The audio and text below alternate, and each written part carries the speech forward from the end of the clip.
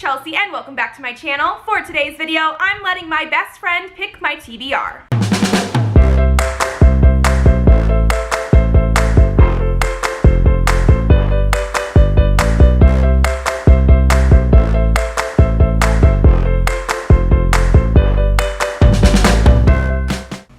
So this is my best friend David. Hello. Most people probably don't know him, but he was also my man of honor at my wedding. I've known him for, I think it's what, 13 years now? Yeah, 12 or 13? I think 13. And so out of all of my friends also, he is one of the only readers. So I thought he would be perfect to actually pick out my TBR.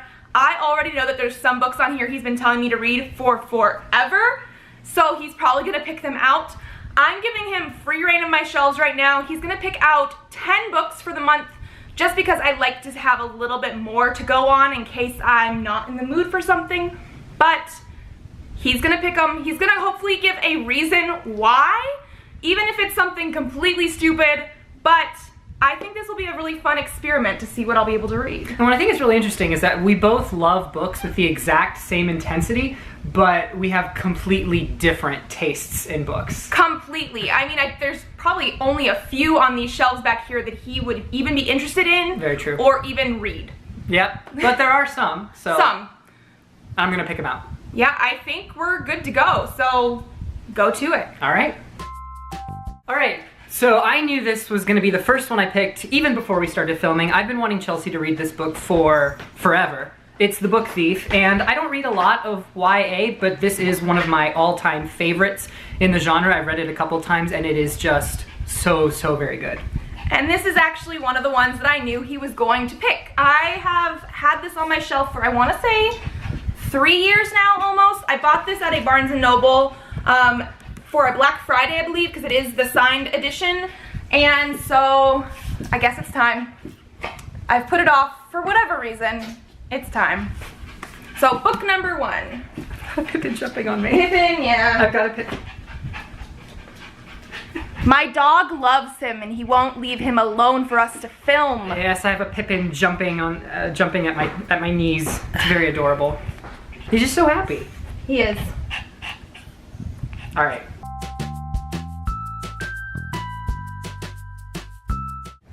All right, this is the second book I picked. This is Where the World Ends. Chelsea gave me this girl's other book. This is the second book that she's written. She had an advanced reader's copy of the first book that she wrote, Falling into Place, and I read that, and I read the whole thing in the span of a day because I thought it was so good. So I want to know if her second book is just as good. So this is number 2. Yeah, I originally got the first one as an advanced reader's copy through Barnes & Noble, my job when I was working there years ago. Absolutely loved it. Had to purchase a hardcover for myself, which is why I gave him the other one. I've had the second book on my shelf for a little while now. I think this is one I got off Book Outlet, so it's like one of the bargain copies. But it's time to read this one too. All right. This one's number 3. This is a book I've noticed on Chelsea's shelves for a while now. One of Us is Lying. And I looked at the summary and it looked really interesting. Again, I don't read a lot of YA, but this one actually does look like it would be very fun to read. So I also want to know if this one is any good. So I'm pretty much just reading the books that he wants to know if they're good, apparently. Basically. But yes, this is another one that I actually picked up, I think the day it came out, or at least the week it came out. It sounded really good. It's more of a young adult sort of thriller book with these kids that are in detention. So it reminds me a little bit of Breakfast Club. However, I guess at the end of that day of detention, somebody has died and so they have to figure out exactly what happened. So I think this will be a really fun one to read. Probably would take me maybe a day. All right, this one is number 4, The Sacred Lies of Minnow Bligh. This is a book I actually borrowed from Chelsea and I read. It took me about 2 days. It's about a girl who is raised in a strange cult in the middle of the woods and she manages to escape, but obviously things have gone wrong. And yeah, it's kind of her story of breaking free of the mindset of the cult and leading up to the twist of, you know, what ends up happening, but I'm not going to give anything away. Well, obviously. I think this is another one that is considered a YA, but is more up his genre. For me personally, I saw lots of people on BookTube talking about this book, and again, because there are twists and turns in here, nobody has really given a full synopsis besides what he just gave us now. So I think this will be a very interesting one to see what happens. Again, this is another one that I've just been sort of having on my shelves, putting off for a while. Not really on purpose, but it's time to read it. This is book number 5, The Fixes by Owen Matthews, and this is going to be another example of I saw it on her shelf and the summary looks amazing and I just want to know if it's good.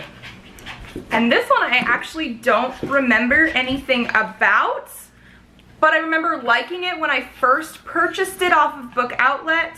Apparently, it looks like there's some sort of LGBTQ element, which is perfect, but there's also some sort of like shadiness going on in the town with maybe a suicide pact or a bomb or something, so this actually sounds really interesting. I am looking forward to this very much.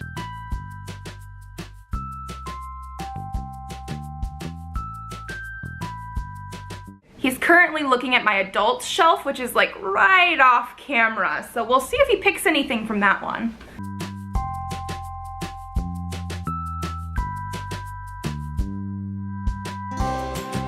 Alright, this is the 6th book I've picked out, Wolrd Without You.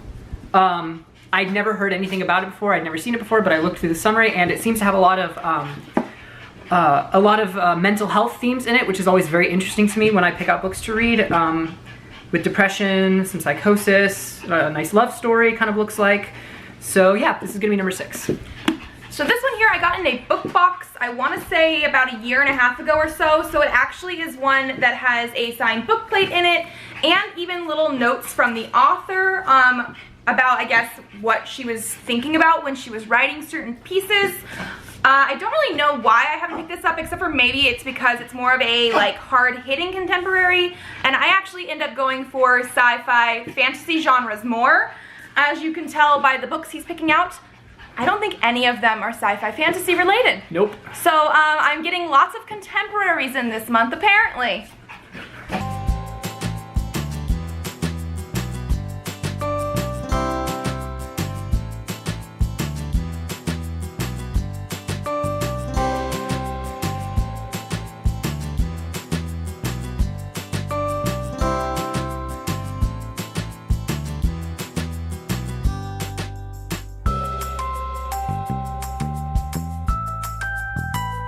Alright, the 7th book I picked is called The Leaving. This is another one that I've seen on Chelsea's shelves for a while, and I've looked through it and I've looked at the summary, and it looks kind of interesting. It looks like a mystery YA novel involving disappearances and memory problems, so it looks like it could be really promising. Yeah, this is another one I bought off Book Outlet that has more thrillery elements to the contemporaries. As you guys can probably tell, that shelf that he keeps going to has like most of my contemporaries on there, so he had lots to choose from, but this one, like I said, has a little bit more mystery to it. That's why I ended up picking it up in the first place, so I'm looking forward to that as well, see what all the hype is about. And then I did give him one condition with this thing here. I actually purchased quite a few books last month, and actually some of the books over here were purchased on the 1st of June. So I wanted him to pick at least 3 books from my newer ones, because if I was picking my own TBR, I probably would read all of those ones instead. So I'm just gonna tilt the camera a little bit so we can see the little stacks. He's gonna be picking from these ones right here.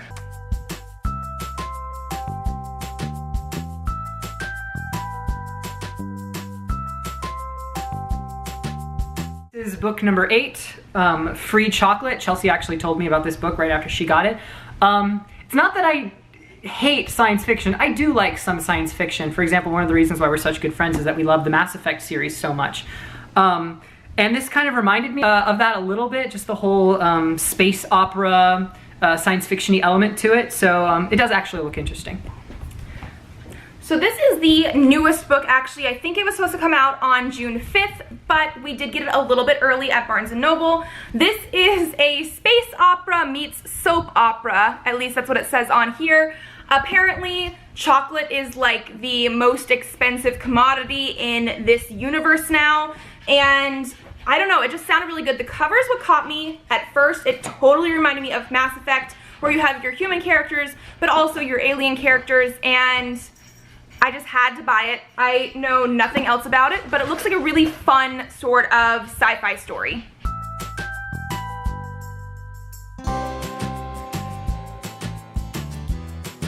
All right, this is the 9th book that I picked, Sparrow Hill Road. This looks to be more like a ghost story where the protagonist is a girl who is killed and then goes on a vengeance spree, kind of looks like. I don't know.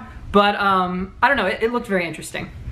Yeah, pretty much all I know about this is that it is by Shauna McGuire, who I really like her writing style, and this is some sort of ghost story about a girl that was killed like in the 1950s, I believe, and I don't know much more than that, but again, ooh, the glare is bad, but the cover is gorgeous. I absolutely love it, and I think the second book is going to be coming out in the next month or two, so this is the new paperback version of the first book in the series, so I'm very excited for that.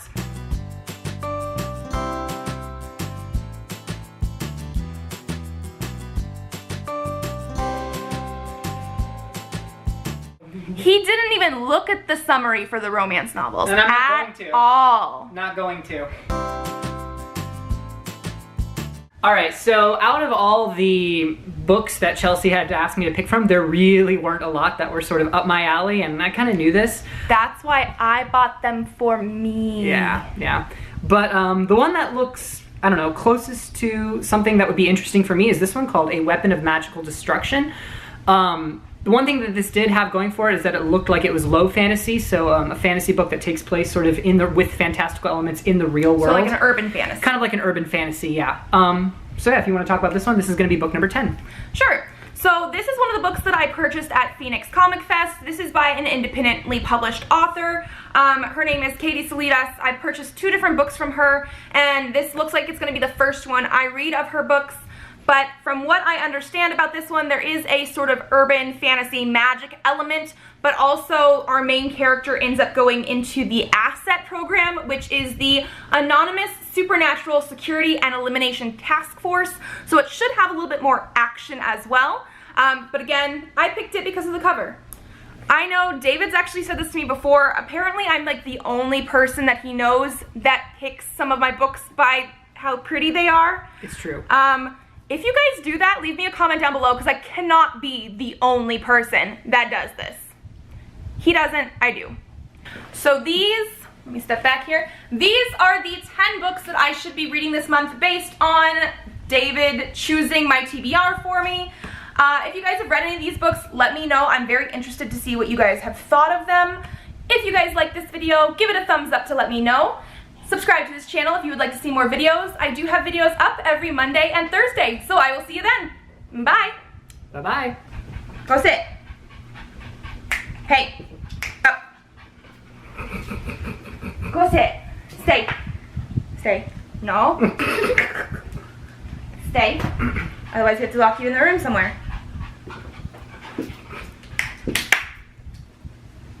Stay.